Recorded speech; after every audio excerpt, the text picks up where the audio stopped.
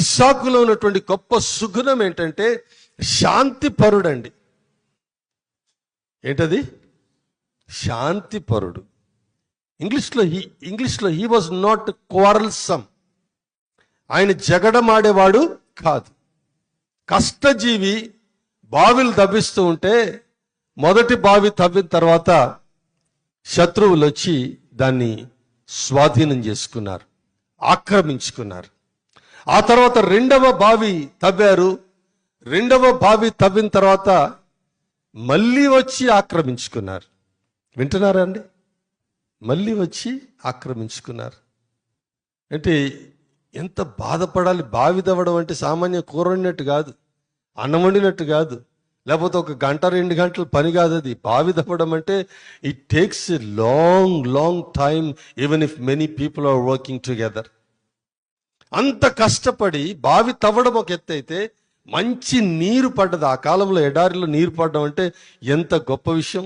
మంచి నీరు పడితే శత్రువులు వచ్చి వాటిని జగడమాడి అనే మాట రాయబడింది అక్కడ. మీరు తర్వాత చదువుకున్నట్లయితే జగడమాడి ఆ బావులను ఆక్రమించుకున్నారు. రెండోసారి జగడమాడి ఆ బావులను ఆక్రమించుకున్నారు. 1, 2, 3 అయినా సరే తీసుకోండి. మనం హక్కుల కోసం పోరాడతాం, ఆస్తిపాస్తుల కొరకు పోరాడతాం. ఎవరికి కావాలండి బాబు ఈ ఆస్తిపాస్తులు? ఎవరికి కావాలండి బాబు ఈ రూపాయలు? ఎవరికి కావాలండి బాబు? నువ్వెన్ని పోగేసుకున్నా అన్నిటినీ వదిలేసి వెళ్ళిపోవాల్సిందే బాబు. ఏమండోయ్, అర్థమవుతుందా?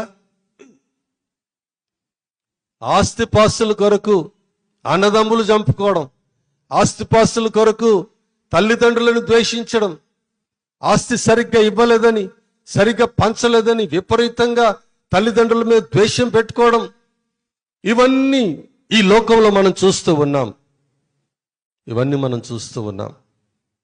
మనకి ఈ లోకంలో ఏది అక్కర్లేదు.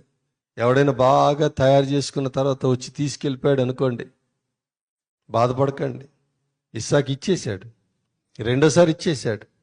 ఆ తర్వాత వాళ్ళకి బుద్ధి వచ్చి, అయ్యా తప్పైపోయింది, క్షమించు, నువ్వు పద్దాకలు బావిలు దవ్వుతా ఉన్నావు, మేము వచ్చి లాగేసుకుంటున్నాం, బుద్ధి లేని బుద్ధిహీనమైనటువంటి పని చేశాం, ఇక మీదట నీతో జగడమాడము, క్షమించు అని వారే తిరిగి వచ్చి